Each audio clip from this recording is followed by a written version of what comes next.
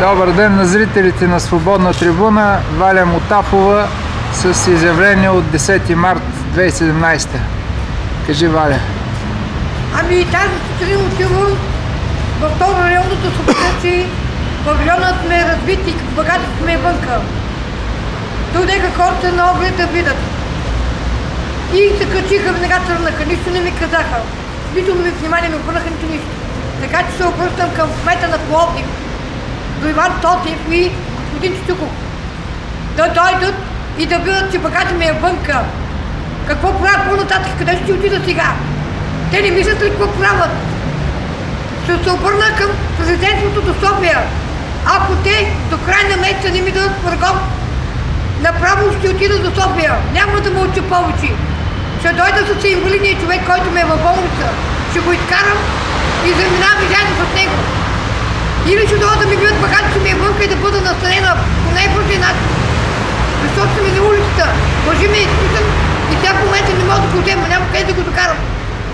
Кажете какво трябва да направя. Търсим хора да ни помогнат в най-бързия начин. Защото багата ми е вънка на мокро. Да го вали. Всичко е само на нищо. Обръщам се към всички граждани, които ме гледат тук на областния съвет, до господин Здравко Димитров, пред областното съм. Чакам някакви хора, които могат да помогнат. Нека по най-бързи начин да ми се обадят на 08 95 22 6602. Казвам се Валя Мутафова. Нямам къде да живея в момента и съм в дом. Багажа ми е изхвърлен от 3-4 дни. Не знам какво е станало. Може и просто има и общината нещо. Никой нищо не знае. Затова кана кмета на Пловдив, най-учтиво и културно този път, да обръщам последно към него, да вземи мерки и да дойде да провери багажа ми е навън. Нека всички хора, които минават там пред стадиона, на зала Чайка, да го видят хората какво представлява нашия кмет. Защо не обръщат внимание на такива бездомни като нас? Защо питам се аз сега какво правя, къде ще отида? Искам да се обърна също към господин Чичуков, Нина Колева, Октай на социалното подпомагане, да вземат мерки и да бъда настанена в някакъв програм да ми зададе общински. Защото аз оставам на улицата, съпругът ми е изписан и искам да си го докарам няма къде. Тук съм пред областното пред Здравко Димитров. И ако знам, че той ще спечели изборите, само за него ще гласувам, защото той поне не познава. Знае ни цялото положение. Човекът ми е помагал преди години. Искам да се обърна към него, да е жив и здрав и винаги така да бъде учтив към бездомните хора, да уважава. Където види бездомен човек, да му даде някой лев и да бъде човек към него. Аз от него не съм видял лошо от Здравко Димитров, защото той по-миналата година ми каза, ако спечела изборите, стана кмет, ще ти помогна с каквото мога. Дори жилище ще ти дам. Затова аз пожелавам на 26 март да бъдем в изборите и да стискаме палци, че ако Здравко Димитров бъде кмет на Пловдив, аз вечер ще гласувам за него. Искам да се обърна към него и да му пожелая най-щастлив живот и да сключи изборите и да стане кмет на Пловдив, ще подпиша за двете ръце и винаги да ми бъде обърнато внимание към него. Смятам, че той е културен мъж, възпитан и съм идвала много пъти при него. И той ми е казал, ако стана кмет, госпожо, първо на вас ще го обърна внимание, защото ние уважаваме бездомните хора, които са навън. И винаги могат да ги приоритетяват навсякъде. Аз съм доволна и все пак казвам, че в момента съм доволна, защото съм в Първоградска болница в Пловдив. А мъжът ми е в окръжна болница с отрязани крака. Никой до сега не ни обръща внимание. Просто искам да обърна към господин Здравко Димитров. Ако може да дойде той човека да види, че багажа ми е вънка, нека се увери и ако може нещо да направи, да ни помогне. Смятам, че той няма поне да не остави на улицата. Знам какво е човек да е на улицата, затова ние сме българи, а ние не сме цигани да се подиграват с нас. Просто искаме едно внимание да ни се обърне. Също така се обръщам към тотални грижи. Значи да поемат внимание към мен, да дойдат тук на място и да видят, че багажа ми е на улицата и да направят всичко възможно, да се обадят на Иван Тонтев и на Тютюков, да ми се даде някакво жилище или фургон, който ще да бъде. Няма да отида в дом, докато не ми бъде направена проверка. Искам да бъда настанена в фургон, да гостуват където искат, само да бъда настанена. Също така се обръщам към всички граждани, ако може да ни помогнат или да наприютят, ако имат някаква къщичка, няма значение кой е, що е. Само да сме на топло. Моля ви, мили сърдечни хора, помогнете. Понеже съм семейна, с 2 деца съм, децата ми са в приют. В момента аз и мъжа ми, сърата ми на пътя и няма къде да отидем. Затова се обръщам към социални грижи, директорката госпожа Надя Танева, Благоева, да вземат всичките мерки и като ме гледат, нека да си проумеят, че аз няма да бъда тук на улицата, няма да дам да остава на улицата, докато те не ми разрешат къде да отида. Искам най-бързия начин да дойда в Първа градска болница и да дойдат да ме намерят някъде да настанат, защото ние сме на улицата, багажа ми е вънка. Нека всички хора да го видят и да станете ни заразил. Това ли искате? До кога ще се бъда така, кажете ми, в мизерия живея? От 2004 година до сега съм на улицата. Защо нашия кмет до сега не е взимал мерки? Затова не гласувах за него. Затова вече няма да гласуваме. Аз съм пенсионерка по болест и пенсията ми е малка. Колкото за лекарствена храна, даже не ми стигат. Търся хора, които могат да ни помогнат с храна, пари и някакво жилище, ако имат малко, да наприютят, защото не е хубаво човек да е на улицата. Багажът ми е все още вънка, пред павилиона. След малко ще се видим и ще видите, багажа ми е наистина навън. Аз никога не лъжа. Търся смели хора, които са богати, които имат заможни хора да бъдат, да ни помогнат. Чакаме и вашия резултат. В момента се намирам в Първа градска болница, там в момента живея до 31 март съм. В край на месеца ще чакам да бъда уведомена и да ми се отговори. Мили хора, повече не да гласувате и за тези глупаци, защото вече слушаме дошло от тях. Никой не ми обръща внимание.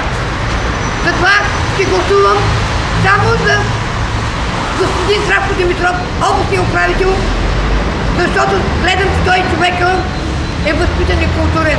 Може да ни помогне. Затова искаме скоро време тук да дигна стачка за всички бездомни хора, които са навън, да се съберем пред областното и да кажем стига тези 45 години. Не искам да има комунизма. Сега сме в демокрация и желая всичките хора, които ме гледат, нека поне да видят какво е жената е на улицата от 24 година до сега. Затова казвам на всички хора, ако гласуваме, ще гласуваме само за Здравко Димитров, защото той може да помогне за всичко едно. Може да ни дадат дори и пенсиите, помощи ще ни дават. Искам този човек, който аз смятам, че той може да ни помогне и това е единственият Здравко Димитров. Много е добър, много е възпитан човек, ходила съм при него. Един път отидах при господин Здравко Димитров и му казах: господин Здравко Димитров, в момента съм на зор, нямам какво да ям, веднага човек ми даде 20 лева.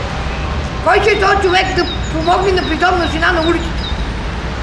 И сега съм в момента в неговия район, живее на стадион Пловдив, дала чайка.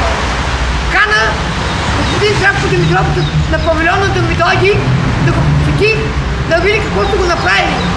Затова ли заслужавам аз? Уведомила съм този район даже. Дойдеха веднага, но нищо не можаха да направят. Така че и полицията не си гледаха работа. Ходих при началника на второ. Скоро съм го данъци, много ми от мен там се въртат. По-миналата година чака да ми убият съпругът ми. За 5 лева. Вечерта в 1,5 бяхме нападнати. Затова кана всички хора, които ме гледат, нека да ни помогнат в най-трудния момент. Пожелавам ви късмет и бъдете така щастливи да ни се обадите. Благодаря ви. Благодарим. Валя Мотафова с едно второ изказване пред областната управа. Значи обръщам се към всички граждани, към социални грижи също, към кметството на община Пловдив. В момента багажа ми е навън и просто съм пред областния управител Здравко Димитров. Така, понеже тук човека го познавам години, Здравко Димитров, откакто година и 3 месеца дойдехме тук, от тогава се запознах с него. Просто този човек, имам снимка с него пред павилиона ми. И с други двама кмета и социални грижи даже бяха дошли миналата година. И с тях имам снимки, давах изказвания от Софийска телевизия, бяха дошли да снимат. И просто хората ми казаха как стоиш тук, бях болна, бях с пневмония, бях да умра. Последното ми беше на едни хора, които мъж и жена дойдеха веднага, му спиха лекарствата. После се появи една певица, казва се Ваня. Певицата, една русичка мадама дойде слабичка, която пее по ресторанти. Тя ми помогна много хора ми си, храна, дрехи, всичко беше ми донесло. И от тогава загубих нейните контакти. И от сега нататък вече нямам кой да ми помага. Просто искам да ми се обърне внимание. Ако, например, да гласувам и то за Здравко Димитров, защото само той може да ми помогне в случая. Много добре знае, че аз на това положение съм. Цял Пловдив го знаят и се обръщам към социални грижи да поемат отговорност, докато ни ме настанат някъде, аз няма да мръда от Първа градска болница. Просто багажа ме навън, павилионът, всичко разбито. Искам да дойдат и от телевизията се обръщам към София, новия телевизия. Да дойдат поспешно, да дойдат да ми снимат багажа, както е пълен бък. Какво ще правим по-нататък, сега може ми го изписват, аз къде ще отида? Може ли такова нещо, всички богати пият и едат и си карат БМВ-та? Поне нямат ли малко срам, че тук имат бездомни хора? Вместо да ни помогнат, а те си карат БМВ-та, така че искам всички хора, които ме гледат, нека видят за какво става въпрос, защото съм на улицата. И се чуда и за май къде ще отида сега в този дъжд. Просто дъждовете почват вече. Утре почва сняг да вали. Кой ще ме прибере? Никой не желая да ме прибере, аз съм пълен сирак. Нямам къде да отида. Ако някой има къща празна или фургон, каквото да било, нека да ни помогне, защото съм с две деца инвалидни. Също мъжът ми, той е инвалид, с отрязани крака, в момента лежи в окръжна болница. Предстои му още една операция. Просто искам да ми се помогне на съпругът ми и на мене.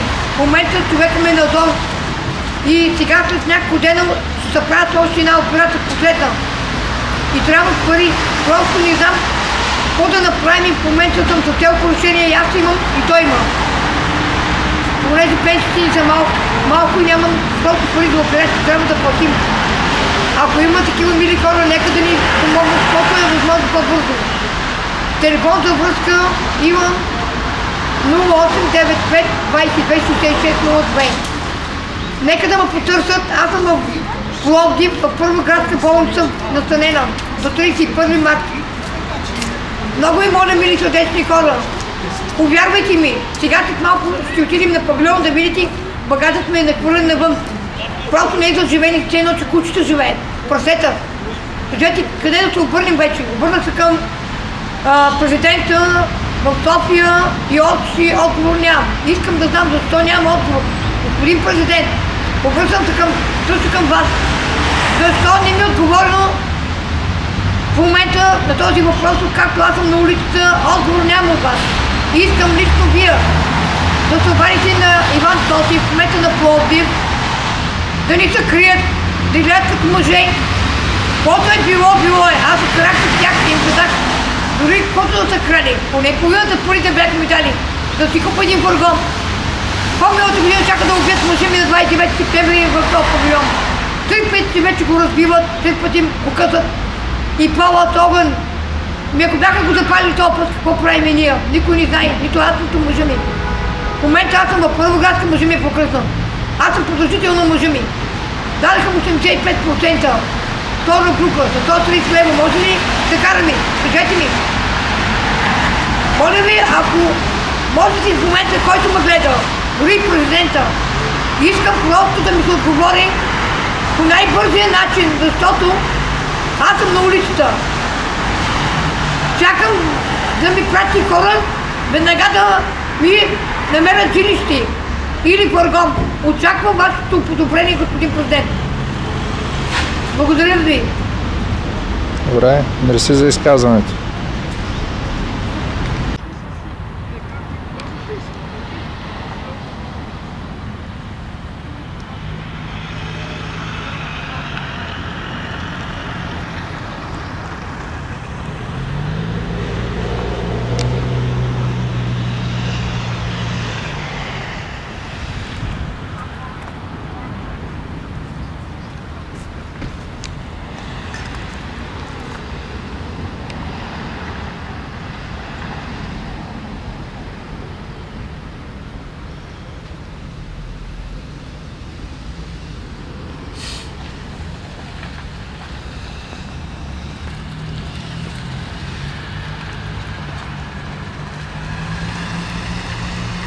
И така, кажи, какво мислиш за цялото това нещо? Ами, просто видях багажа разхвърлен, просто не мога да го повярвам, че е така. Като дойдех днес с полицията, останах като гръмната. Така че се обръщам към социални грижи, към общината, към кмета, да даде нареждане на Първоградска болница, докато не ми се даде жилище, каквото да било. Аз няма да напусна Първоградска болница, доволна съм от нея. Най-много от главната сестра съм доволна, от управителя. Ако трябва, обърнете се към тях, ще плащам колкото мога. Защото тези хора ме приютиха, смятам, че ще остана за дълго време. Просто ми хареса там. И няма да напусна, докато не ми се даде условия. Това не е за живеене вече, аз няма да се върна тук. Тук чака да ме убият. По-миналата година на 29 октомври. За 5 лева чака да убият Николай, съпругът ми, който с отзадени крака. Просто повече няма да се върнем тук. Искам да го видят всички хора това и нека си помислят за какво става въпрос. Защото сестра ми вчера дошла тук, като гръмата останала. Видяла цигани. Почнали да хвърлят и са казали, че от общината са ги потили. Не знам колко е верно. Искам да се обърна и към президента, към всички телевизии. Нека ме гледат. Много въмола, които хора го гледат това нещо. Нека да ни помогнат, защото идват дъждове. Утре пак ще вали сняг. Кажете къде да отида. В момента се намирам в Първоградска болница. Очаквам да ми се обадите незабавно. Бездомна съм с моя съпруг. Просто търсим помощ от милите сърдечни хора, които могат да ни помогнат. Човека се нуждае също и от средства за операция. Просто има още една операция. Много ви моля, мили хора, вижте ми багажи какво е станало. Не знам, като гръмната съм. Просто много ви моля, побързайте колкото може по-бързо. Към кмета също обръщам. Докато няма настани, искам да не е нареждане Първоградска болница и да ми отпуска помощ и да си плащам и да бъда на топ. Благодаря. Телефона можеш да си кажеш. Телефона ми е 0895 226602. Казвам се Валя Мутафова. Незабавно ми отговорете. Благодаря ви, мили сърдечни хора. Добре. Трябва да кажеш сега. Какво мислиш? Ами, какво мисля? Че това вече не мога да го трая. Не мога, защото ще получи удар. Не мога да го гледам. Това просто не е за живение. Моля ви, мили сърдечни хора, към общината също се обръщам. Благойба, Надя Тянева. Нека те да дойдат да видят какво е условието на тук на този павилион. Не знам, те няма да искат да дойдат да го видят. Ако видят така кочина какво е. Просто обръщам към Благойба, Надя Танева, които много ми помогнаха и до сега ми помагат и съм доволна от тях, но искам просто да наредят на Първоградска болница да стоя докато кмета ме нареди някъде. Доволна съм, ако трябваше плащам, само да мога да си прибира съпругът ми от болницата от Окръжна, да е на топло. Много ми харесва Първоградска болница, доволна съм от управителя, от главната сестра и от всички други хора. Благодарим ви.